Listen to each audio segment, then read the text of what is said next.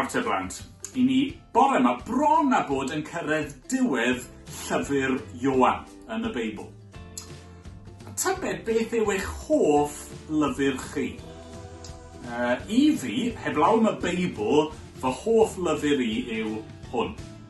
The Lord of the Rings. Mae'n lyfr hir iawn. Mae'n siŵr fod yn rhy hir i chi ddarllen, ond un dydd falle gewch chi ddarllen a gewch chi weld pam y dyma yw fy hoff lyfrion. Pa fath o lyfrau ydych chi'n hoffi darllen? Nawr, mae pob math o wahanol lyfrau yn does.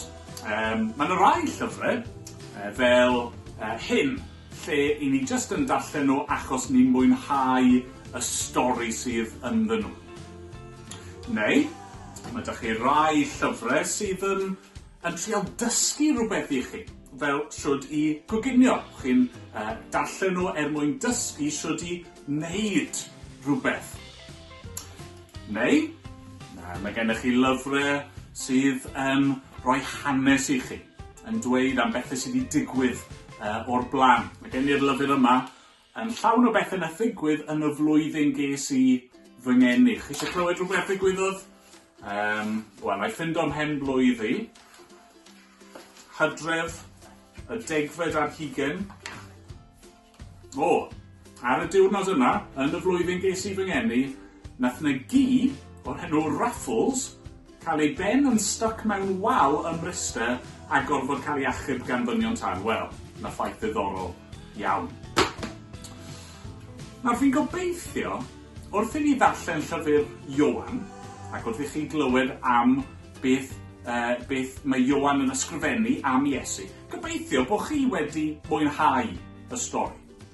Gobeithio bod chi wedi dysgu lot o bethau. Gobeithio bod chi'n cofio yr hanes am Iesu. Ond nid dyna'r prif reswm pam nath Ioan ysgrifennu'r llyfr.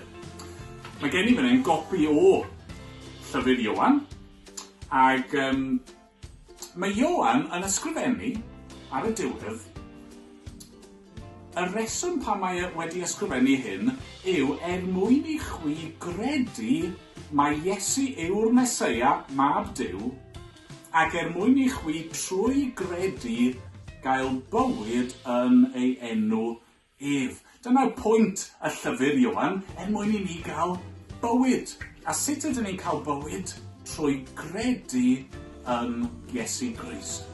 A felly fi eisiau chi nawr jyst i feddwl, a trio cofio am beth i chi wedi clywed, yr holl bethau gwych chi wedi clywed am Iesu, yr holl bethau chi wedi dysgu amdano fe.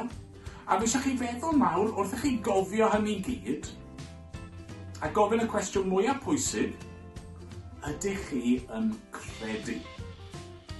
A dyna ni'n mynd i fod yn meddwl amdano fe eto yn y bregeth.